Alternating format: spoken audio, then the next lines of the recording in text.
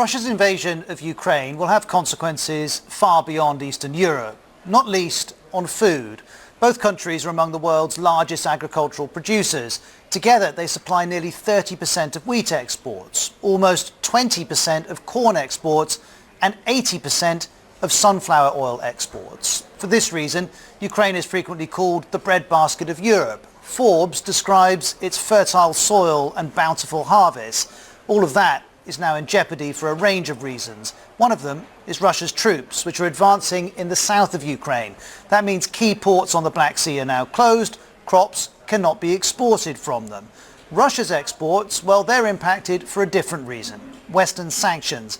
And this is the collective effect. Wheat prices are up 40% this month, and some of the world's poorest countries may bear the brunt of this. For example, Yemen. There's been a war there since 2014, and it imports almost all of its wheat, and more than a third of those imports come from Russia and Ukraine. These imports are lifelines. Bread is thought to make up over half of the calorie intake for the average household. Here's the head of the World Food Programme.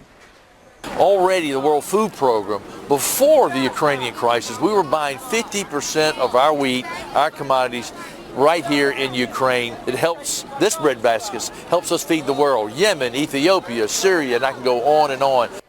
That's wheat, and it's far from the only export affected by this war. Take sunflowers. They're one of the national symbols of Ukraine. It's the largest exporter of sunflower oil in the world, and this is a product that's very widely used for crisps, for many fast foods, and of course many of us use it at home.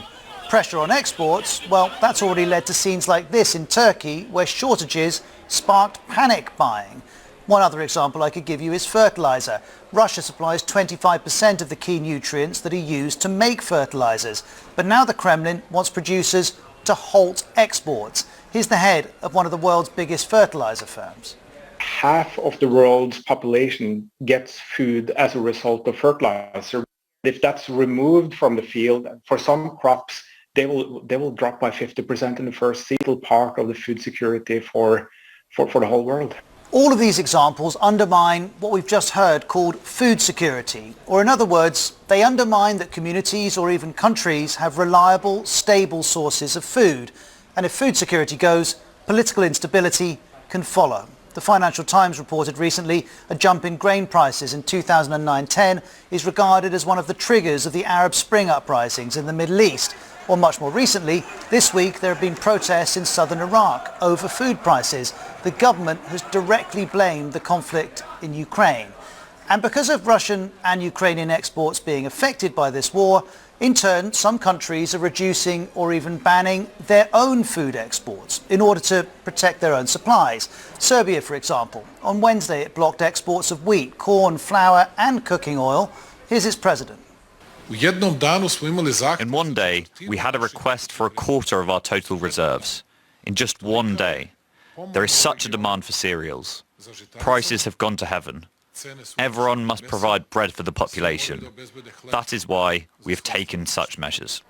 Now, food prices were already rising before this war began. COVID, supply chain disruption and energy prices have all contributed to a rising cost of living.